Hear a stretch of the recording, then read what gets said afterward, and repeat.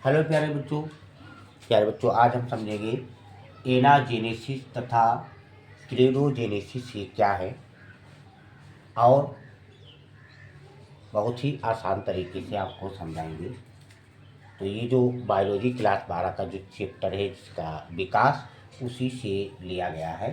तो एनाजेनेसिस तथा क्लेरोजेनेसिस ये जैव यानी उद्विकास के दो प्रतिरूप होते हैं। जैसे जैव उद्विकास का मतलब जैसे विकास यानी जीवों का विकास यानी धीरे धीरे कृमिक विकास जो होता है उसी को हम जैव उद्विकास बोल देते हैं।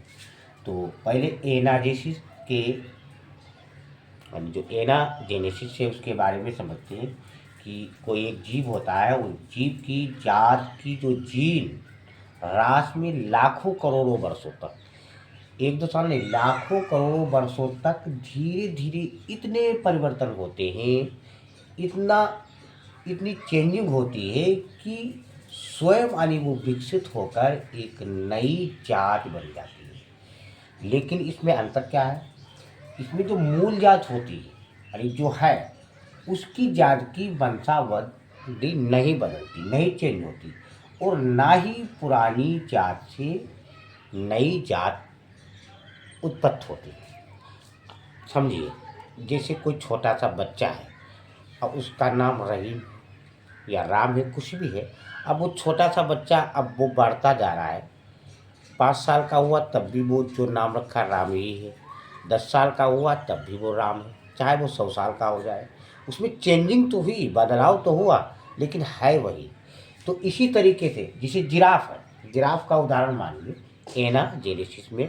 तो जिराफ जो है पहले छोटे छोटे थे, उनकी गर्दन जो थी वो छोटी थी, अगले पैर जो थे वो छोटे थे, लेकिन धीरे यानी लाखों करोड़ों वर्षों तक ऐसा क्रम चलता रहा कि वो जिराफ बड़े हो गए, लेकिन उसको कहेंगे जिराफ ही।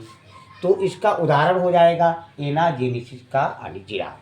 तो एक जीव की जो जात की जीन राशि में लाखों करोड़ों वर्षों तक धीरे धीरे इतने परिवर्तन हो जाते हैं कि स्वयं विकसित होकर एक नई जात बन जाती है। इसमें मूल जात की वंशावली नहीं बदलती और ना ही पुरानी जात से किसी नई जात की उत्पत्ति होती है। तो यह है एनाजेनेसिस। अब हम समझते हैं क्लेरोजेनेसिस।